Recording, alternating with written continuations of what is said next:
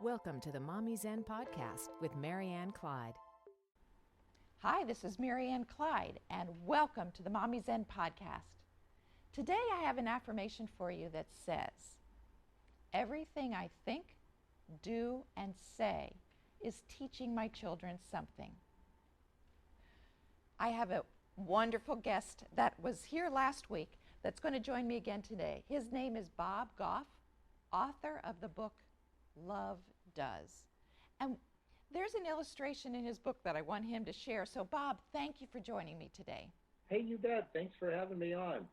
You have so many illustrations in your book that I'm kind of thinking we could do many shows on this. But I'd like to talk about one in particular. You have a part in your book that tells me that you gave a house key, your house key, to leaders of nations. Now, how did that come about, and why would you do that? Isn't that crazy? It is crazy. It wasn't me, it was the kids. If you were around here, we don't have a television and all that stuff when the kids are growing up. And instead, I wanted them to hear from Dad if something goes wrong somewhere. And so on 9/11, we had this discussion that a plane hit a building, and I was asking him, if you had 5 minutes in front of a world leader, what would you say to make sense of what you're hoping for, your faith, all that? And I made him write it down, which is like that thing dads do. And so Adam was the first to go, and he was 7. He said, if I had 5 minutes in front of a world leader, I'd invite him over for a sleepover. Isn't that terrific? Because then you're big buddies after a sleepover, right? And then Richard was the next one to go, and he said, he was 9, and he said, if I had 5 minutes in front of a world leader, I would ask them this. I'd ask them, what are you hoping for? Mm-hmm. And maybe we were hoping for the same thing. Isn't that cool when you're 9? Really and amazing. Lindsay was our precocious one, and she said, if I had 5 minutes, I would say, if you couldn't come over to our house for the sleepover, what if we come over to your house and videotape an interview? Isn't that great? So we downloaded the CIA website and got the name of every leader in the whole world, and we sent these letters out, right?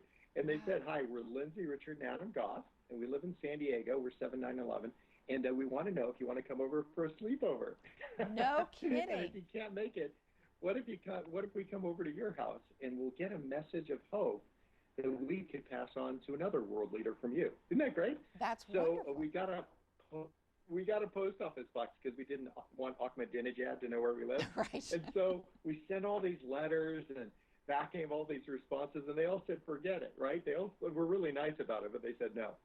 But then, one day after school, I pulled by the post office, and the kids got all these letters, and they would always ask me, where's this country? And I'm like, oh, there, it's east. So they got a letter, and it was from the leader of Bulgaria. And he said, children, if you'll come to the palace, I'll give you your interview. How wonderful. So, isn't that great? That's and then the amazing. next letter they got was from the Prime Minister of Switzerland. And he said, if you'll come to Bern, I'll give you your interview. And then they got a letter from the President of Israel. And he said, if you'll come to Jerusalem, I'll give you your interview. So we got 29 yeses. Isn't that crazy? 29? So isn't that crazy? So That's we pulled amazing. the kids out of school. The teacher said, no, you can't. I'm like, whatever, sue me. So we just went. And that's that idea of letting your kids lead you on a grand adventure. We were just on Meet With Me. If they met with me, these guys and gals, they would talk about better hospitals and more schools and gross national product. But they were meeting with me. They were meeting with these little 5-foot-tall people. And, right. And they would talk about what they were hoping for. And we got these messages from them of hope to pass on to other leaders. And then when we got back from one of these trips, actually, the dictator of Malaysia, Tun Mahathir, convened the World Islamic Conference, and he brought the leaders of all Islamic countries together, and he said 2 things. He said, death to Israel and death to America. And so it hit all the papers, and the kids cabled over to him and said, gosh, we just met with a guy from Israel. Could we bring his message of hope to you? Really? And so he cabled back, and he said, yes. So we got on a plane, the tickets, I'm still making payments. We sold the pickup truck. We just went. And there's something beautiful that happens when you go as a family and do some things. You learn more about who you are. Right. You learn more about who you are as a family.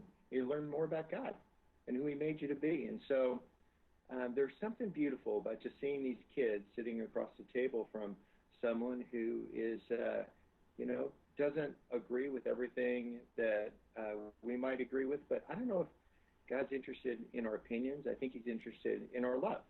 And that's what they don't want to know what our opinions are about this and this and this. They want to know that we love them. That you care. And so, and so there's something beautiful to happen. So at the end of each of these interviews, you want to give a present. And a lot of these places we would go in the Middle East, and, if you brought chocolate, it would melt. Right. So we just brought a little box. And at the end of the interview, the kids would give this box to the leader. And when they'd open it up, it was the key to our house.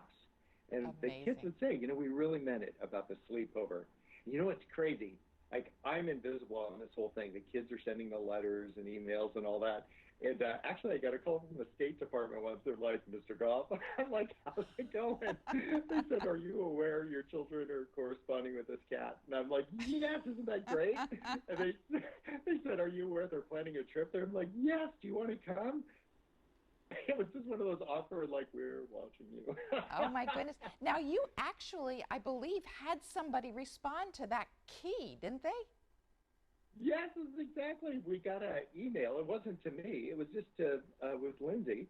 And she got an email back from one of these folks. And you know what they said? What? It just said, it was a really simple email. It just says, we'd like to use our key.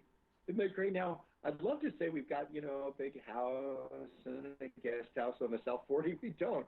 We got a garage over here, and it's got bunk beds in it. So we said, of course, we're like, yes, come.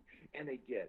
And that's what's nuts. You bring your family on this adventure with you. And it's not about having a bunch of cash. Like, we flew to London on these $99 round-trip British Airways tickets. Yeah. It isn't a deal about cash. It's about being engaged and being purposeful and then saying, hey, what's the next thing we can do?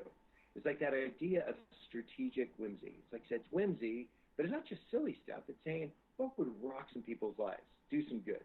And mostly for us as a family. It's amazing, and a lot of serendipitous things happen when you do that. Like some really neat things start happening. So instead of, for instance, Bible studies, I haven't gone to a Bible study in 12 years. I meet with the same 15 guys, and we have a Bible doing every Friday. Big difference. One, you sit around and agree with what Jesus said, and I don't want to agree anymore. I want to go do it. So I don't want to just read about Lazarus rising from the dead and, just agree that was terrific. Either let's head to the morgue, or let's find something we're going to actually do something about. Matthew 5, love your enemies.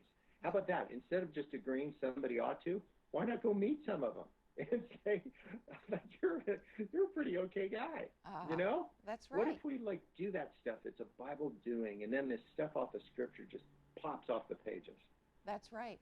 And it's all about overcoming the inertia and the fear and just doing it. That's what I love the title of your book, Love Does. It's not complicated. It just is. So thank you, Bob, for being my guest again today and giving great illustrations on how parents can bring their kids to a point of really becoming engaged in the solutions of the world. And I would love to talk to you again because there's still more things I want to talk to you about. So if you'll hang in there, we can do another podcast, and I'd love to sign out for now. So thank you for joining me. Okay, thank you. Okay, and I want you, audience, to remember that the affirmation for today is, everything I think, do, and say is teaching my children something. This is Marianne Clyde, signing off for today's MommyZen podcast. We'll see you next week. Thanks for listening to the MommyZen podcast. For nuggets of encouragement and strength throughout your day, follow Marianne on Twitter at mommy_zen and Facebook at facebook.com/mommyjustbreathe. Also, you can join our mailing list, leave comments, or ask questions by visiting mommy-zen.com.